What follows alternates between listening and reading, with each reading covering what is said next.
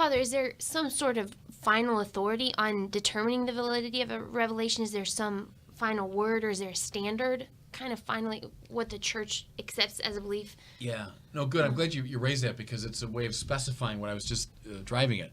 I like those comparisons to literature and how a disciplined community comes to a rough consensus. Same is true in the sciences. A rough consensus emerges.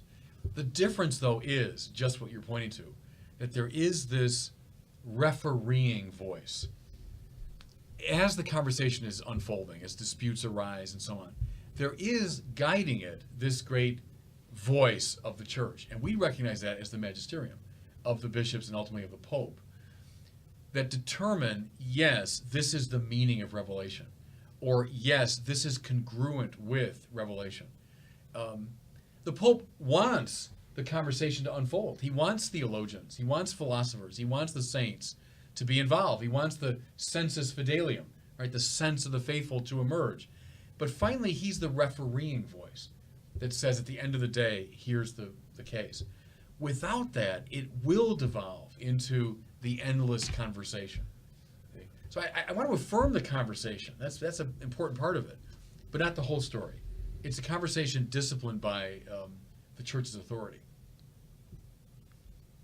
Father, you've spoken about revelation, and if you look at the many religions, that would seem to indicate that there are many revelations. Are each of these revelations an authentic or true way to God? I think the best way to get at that is with the Catholic idea of participation. There's one God who's speaking his truth to the world.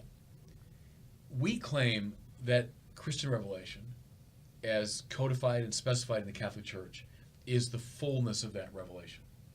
But are there participations in that fullness that are available in the many religions of the world? Sure. Look at Vatican II now, that emphasizes what it calls the points of light, or the rays of light, available in the many different religions. Look at religions like Judaism or Islam that have an awful lot in common with us. The belief in the one God, who's the creator of the world, who's providential. Even to go into the Buddhist religion or Hindu religion, we can find points of contact. Hinduism has got a strong sense, many say, of the Holy Spirit, or the immanence of God in and through all things. So I think we can find rays of light in the many different religions. Now, a really tricky question is why God has allowed that. We say, well, God has permitted this variety of religion. It's a tricky question to try to answer. But I would do it in terms of not, we're right and you're wrong. We got the truth, you don't. But rather, fullness of truth, as opposed to varying participations in truth. I think is a better way to get at it.